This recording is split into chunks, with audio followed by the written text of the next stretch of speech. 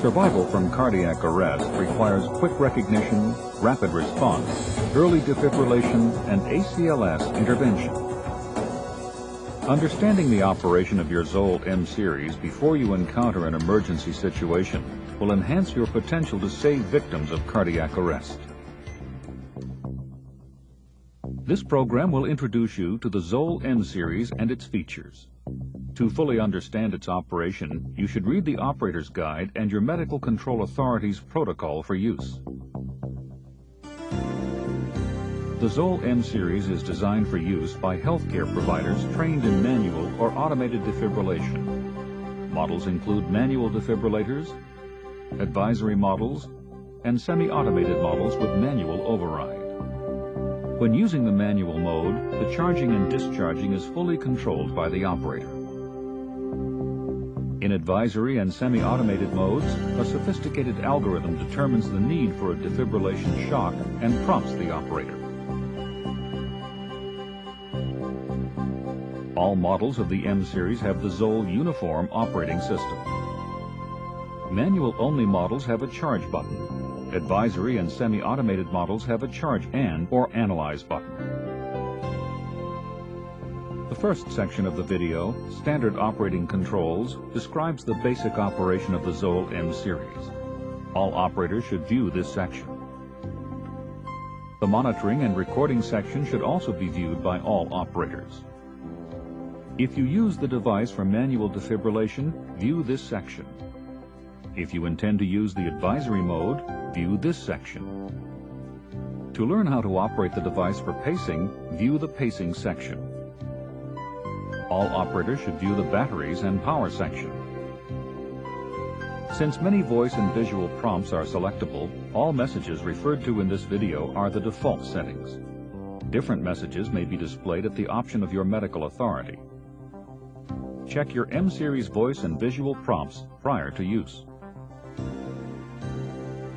A detailed configuration guide showing all selectable operations is supplied to allow medical control authorities to select and standardize operation.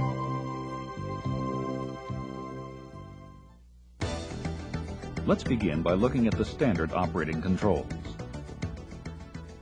The selector switch enables defib, monitor, off, and the optional pacer modes. Semi-automated versions of the device have a single on position which activates the monitor and defibrillator. All units will beep 4 times, indicating they have passed the power on self-test. If PC-MCIA cards are inserted, ECG data and patient event information will be recorded. M series are now available with a choice of 2 defibrillation waveforms. Some M series are equipped with a monophasic waveform, and some offer Zoll's new low-energy rectilinear biphasic waveform. The rectilinear biphasic waveform offers superior defibrillation capabilities at lower energy settings. The suggested 3-shock VF protocol for monophasic waveforms is 200, 300, and 360 joules. The suggested biphasic 3-shock VF protocol is 120, 150, and 200 joules.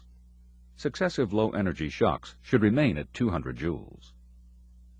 Recommended pediatric settings should remain consistent with monophasic joule settings. Users should consult your medical authority to confirm pediatric settings. Biphasic energy levels for internal defibrillation should also remain consistent with monophasic protocol, unless otherwise directed by your medical authority. This video depicts the use of monophasic defibrillators. Other than energy levels, there are no operational differences between monophasic and biphasic M-series devices. The default energy levels for first, second, and subsequent shocks are 200 joules, 300 joules, and 360 joules.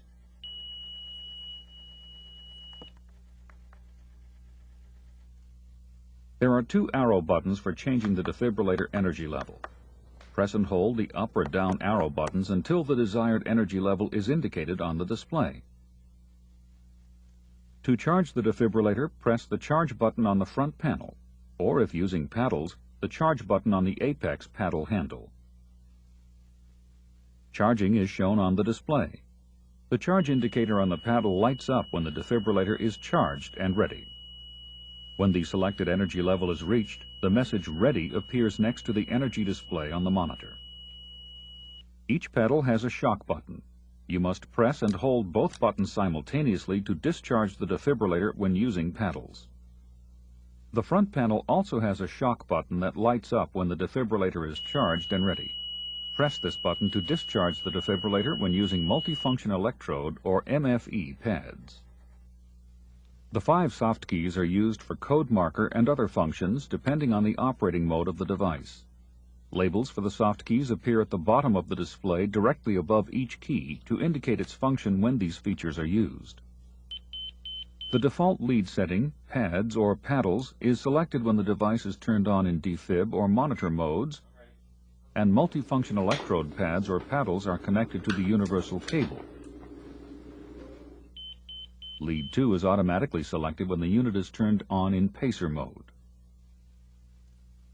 Pressing the lead button changes the ECG source and sequentially selects ECG from each of the following lead configurations: 1, 2, 3, and paddles when using a 3-lead cable, and 1, 2, 3, and AVR, AVL, AVF, V, and paddles with a 5-lead cable.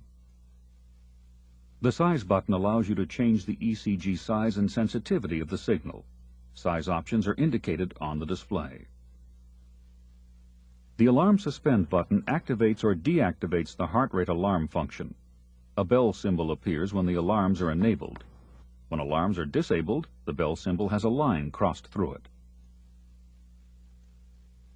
Alarms are set using a soft key. The recorder button starts and stops the multiple application printer. A second recorder button is provided on the external paddles. You can change from monitoring to diagnostic bandwidth by depressing and holding the button for 4 seconds. The unit reverts to monitoring bandwidth when the button is released. The speaker button enables soft keys to adjust the QRS beeper tone from maximum to inaudible. The heart rate alarm and charge ready tones are not adjustable. On the back of the unit, the ECG input connector for both 3 and 5-lead patient cables is located at the far right. The universal cable is color-coded red and is secured with 2 screws. A 1-volt ECG output is second from the left, and a grounding terminal is located directly behind it. In units equipped with AC mains, the receptacle for the power cable is located at the left. Input for DC-powered units is also located at the left when so configured. External paddles are stored on either side of the unit and can be tested in this position. They may also be used as handles to grab or carry the unit. The paddles connect to the universal cable by inserting the end of the cable into the paddle labeled Apex. The cable is removed by sliding the latch and removing the end from the paddles. The cable end connects directly to all Zoll multifunction electrodes, internal handle assemblies, and the test port. Pediatric paddles are located directly under the adult electrode. Press the latch and slide the adult electrode off. When replacing, it is important that the adult electrode is locked correctly into position.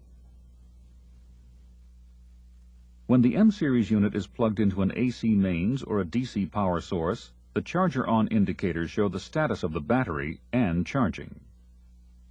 The orange charger-on indicator illuminates continuously whenever the device is off and the battery is charging, or on with the battery installed. The green indicator illuminates continuously when the unit is off and the battery has been fully charged. The green and orange indicators illuminate alternately when no battery is installed or when a battery fault has been detected. You will learn more about batteries and power later in this program.